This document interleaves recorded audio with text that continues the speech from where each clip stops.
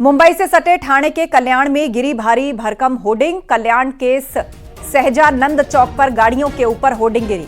घटना में अब तक 2 लोगों के घायल होने की जानकारी मिली है। तो ठाणे के कल्याण में एक होर्डिंग गिर पड़ी, जिससे बड़ा हादसा हो गया। यहां पर गाड़ियां थीं जिनके ऊपर ये अचानक होर्डिंग आ गिरी। 2 लोगों के घायल होने की खबर है। सीसीटीवी फुटेज से किस तरह यह घटना हुई है उसका पता चलता है। नीचे ऑटो खड़े हैं, बहुत सारे लोगों की आवाजाही है, तेज हवाएं चल रही हैं, बारिश का मौसम है और ऐसे में यह होर्डिंग टूटकर गिर जाता है। गाड़ियों के ऊपर यह होर्डिंग गिर गया, जिससे 2 लोग घायल हो गए हैं। महाराष्ट्र के ठाणे की यह घटना है।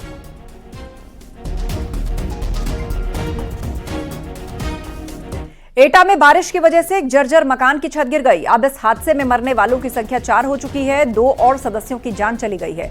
परिवार के 2 सदस्यों का इलाज अभी चल रहा है। आपको बता दें, कल तेज बारिश में मकान की छत भरभराकर गिर गई थी और यह हादसा थाना जैथरा क्षेत्र के गांव कूकपुरा का है।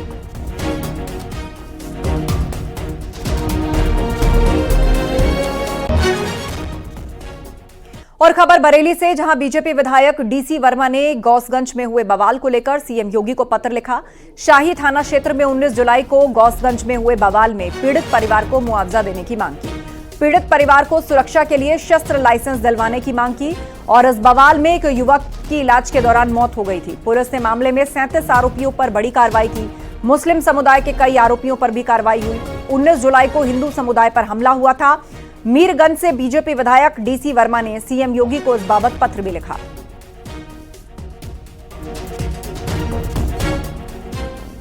और बलिया में थानाध्यक्ष की संवेदनहीनता की वजह से एक सिपाही की पत्नी की मौत हो गई। सिकंदरपुर थाने में तैनात सिपाही प्रदीप सोनकर का आरोप है कि उसने थानाध्यक्ष दिनेश पाठक से बीमार पत्नी के इलाज के लिए छुट्टी मांगी थी, लेकिन उन्हें डांटकर भगा दिया गया, जिसके बाद इलाज के अभाव में पत्नी की मौत हो गई। पीड़ित सिपाही प्रदीप सोनकर ने इस मामले में पुलिस अधीक्षक को पत्र लिखकर थानाध्यक्ष के खिलाफ कानूनी कार्रवाई की मांग की है।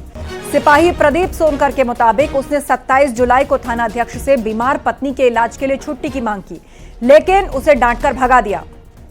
उसके बाद वो 29 जुलाई को घर के लिए निकला, लेकिन पहुंचने से पहले पत्नी की मृत्यु हो गई। अब उसका कहना है कि 5 महीने की उसकी बेटी है। अगर उसे छुट्टी मिल गई होती तो वो पत्नी का बेहतर इलाज करवा पाता, जिससे उसकी जान बच सकती थी।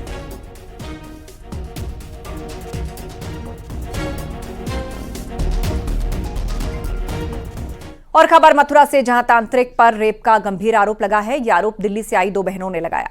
पीड़िताओं की शिकायत पर पुलिस ने केस दर्ज किया है और आरोपी तांत्रिक को गिरफ्तार भी कर लिया, जबकि तांत्रिक ने तमाम आरोपों को बेबुनियाद बताया है। हालांकि तांत्रिक पर 20,000 रुपए वसूलने और जान से मारने की धमकी देने का भी आरोप है। मामला कस्बा गोवर्धन का है।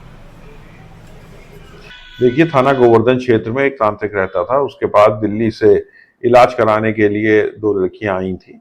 उनके द्वारा दुष्कर्म का आरोप लगाया गया। इस पर तत्काल ही मुकदमा पंजीकृत किया गया। तांत्रिक को गिरफ्तार कर लिया गया है तथा अग्रिम विधिक कार्रवाई की जा रही है। कब से बुला रहा था सर ये युवतियों को उपचार के नाम?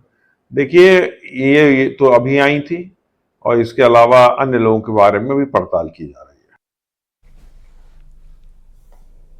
हरदोई में वकील कनिष्क मल्होत्रा हत्याकांड में पुलिस ने बड़ा खुलासा किया। पुलिस के मुताबिक सुपारी देकर वकील की हत्या करवाई गई। पुलिस ने शूटर समेत 5 लोगों को गिरफ्तार किया, जिसमें एसपी के पूर्व जिलाध्यक्ष वीरेंद्र सिंह बीरे भी शामिल हैं। हत्या में शामिल 2 शूटर्स अभी फरार चल रहे हैं। पुलिस के मुताबिक प्रॉपर्टी विवाद के चलते यह हत्या की गई। वकील का प्रॉपर्टी पर से कब्जा खाली कराए जाने के लिए हत्या कराई गई।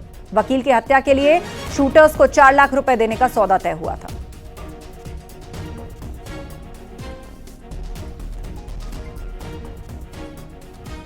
श्री कृष्ण जन्मभूमि और शाही ईदगाह केस में हिंदुओं के पक्ष में फैसला आने के बाद मथुरा पुलिस अलर्ट मोड पर है। एसपी सिटी ने सीओ सिटी और कई थानों की फोर्स के साथ जन्मभूमि और आसपास के इलाके में पैदल मार्च किया और सुरक्षा इंतजामों को परखा। पुलिस के मुताबिक आने वाले त्योहारों, वीआईपी मूवमेंट्स और अदालत के फैसले के बाद निरीक्षण किया गया है।